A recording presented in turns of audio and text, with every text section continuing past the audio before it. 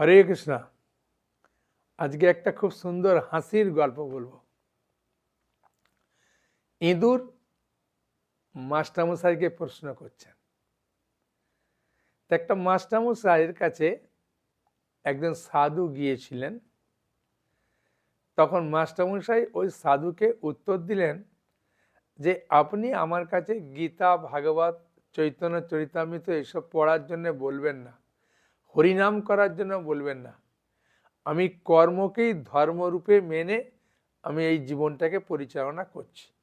সাধু বললেন, বাহ, খুব সুন্দর, আপনি কর্মকেই ধর্ম বলে মনে করেন? বলছে, হ্যাঁ, কারণ আমি সকালে উঠে আমার কর্তব্য কর্ম করি, তারপরে আমি স্কুলে আসি, স্কুলে এসেও আমি ফাঁকি দিই না, কারো কাছ থেকে আমি 1 টাকা নিই না, কাউকে আমি 1 টাকা দিই না, আমি ঘুষও নিই না, কাউকে দিও না। আমি সবসময়ের জন্যে আমি কর্মকে ধর্মরূপে মেনে আমি সোজা রাস্তায় চলি। আমার কি দরকার আছে গীতা, ভাগবত, চৈতন্য চৈতামৃত পড়ার, হরিনাম করার? আমার তো দরকার নেই। তখন সাধু বাবা বললেন, ভগবদ গীতায় ভগবান শ্রীকৃষ্ণ অর্জুনকে বলেছেন 4th অধ্যায়ের 17 নম্বর শ্লোকে,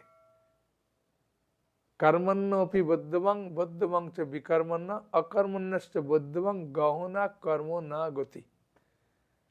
গহনা কর্ম না গতি, কর্মের গতি বোঝা মাস্টারমশাই খুবই কষ্ট। তাই শাস্ত্রে উল্লেখ আছে কর্মের নিগুড় তত্ত্বে হৃদয়ম করা অত্যন্ত কঠিন। তাই কর্ম, বিকর্ম ও অকর্ম সম্বন্ধে যথাযথভাবে জানা কর্তব্য। 4th অধ্যায়ে ভগবান কৃষ্ণ অর্জুনকে মনে করিয়ে দিলেন যে কর্ম 3 প্রকার। কর্ম হচ্ছে শাস্ত্রে যেটা নির্দেশ আছে তাকে বলে কর্ম। শাস্ত্রে যেটা নির্দেশ নেই সেটাকে বলা হয় বিকর্ম, অর্থাৎ পাপ কর্ম। যেমন কারো কাছ থেকে ঘুষ নেওয়া, কারো ক্ষতি করা, এগুলো সব অন্যায় কর্ম, পাপ কর্ম। আর অকর্ম হচ্ছে ভগবানকে কেন্দ্র করে যে কর্ম, ভগবানের সন্তুষ্ট বিধানের জন্য যে কর্ম, তাকে বলা হয় অকর্ম। তা শাস্ত্রের নির্দেশ গহনা কর্ম না গতি, কর্মের গতি বোঝা খুবই কঠিন। মাস্টারমশাই কোনো মতে বিশ্বাস করছেন না। তখন সাধু বাবা বললেন, আপনি আপনার ঘরে বিছানায় শুয়ে আছেন, তাকিয়া বালিশটা বুকে দিয়েছেন, হাত দুটোকে গালে দিয়েছেন, আর টেবিল ল্যাম্প লাগিয়ে আপনি খুব সুন্দরভাবে আপনি গ্রন্থ পড়ছেন। হঠাৎ কারেন্ট অফ হয়ে গেল। আপনার চোখ আছে, চশমা আছে, আপনার কাছে বই আছে, আপনি দেখতে পারবেন? পারবেন না। আলোর অভাবে যেমন গ্রন্থ পড়া যায় না, চোখ, চশমা সবকিছু থাকলেও ঠিক জ্ঞানের অভাবে কর্ম, অকর্ম, বিকর্ম বোঝা যাবে না। তখন সাধুটা হাসতে হাসতে বললেন, মাস্টারমশাই, আমার একটা ছোট্ট প্রশ্ন আছে। কি প্রশ্ন? আপনার বাড়িতে ইঁদুর আছে? তার মাস্টারমশাই বললে, হ্যাঁ, ইঁদুর আছে, মানে অনেক ছোট ছোট ইঁদুর আছে। আমি তাদের জন্য জাঁতা কল কিনেছিলাম, তাও পড়ে না। বুঝেছেন? এমনকি একটা বিড়াল রাখলাম লাস্টে, তাও ধরতে পারেন না বিড়াল।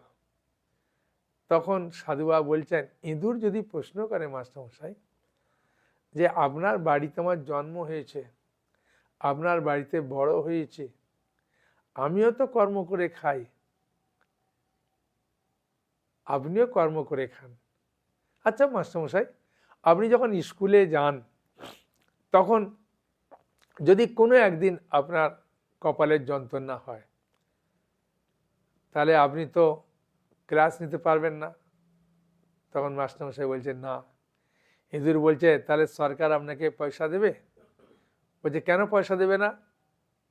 আমি তো স্কুলে উপস্থিত আছি না। হ্যাঁ, ক্লাস না করলে কি হবে, পয়সা দেবে।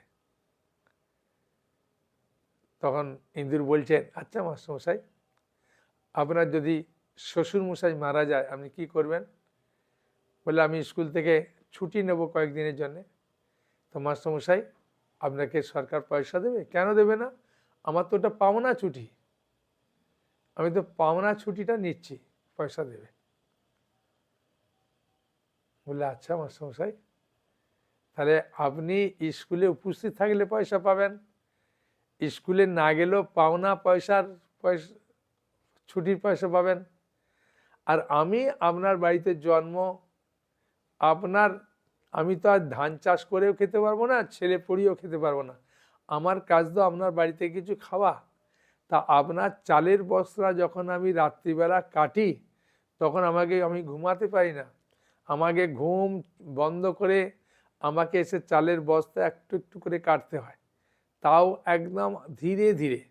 তাও আপনি জাঁতাকল রেখেছেন, আবার একটা বিড়াল পুষেছেন, সেগুলোকে লক্ষ্য রেখে, কে আমার মাথায় বাড়ি মারলো সেগুলোকে লক্ষ্য রেখে আমি ধীরে ধীরে কাটি একটু চাল খাওয়ার জন্যে।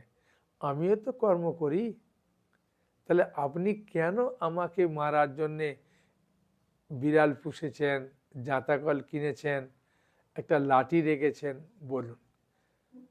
তখন আপনি কি বলবেন মাস্টারমশাই? ইঁদুরকে কি উত্তর দেবেন? আপনি দিনে কর্ম করেন, আমি রাতে কর্ম করি।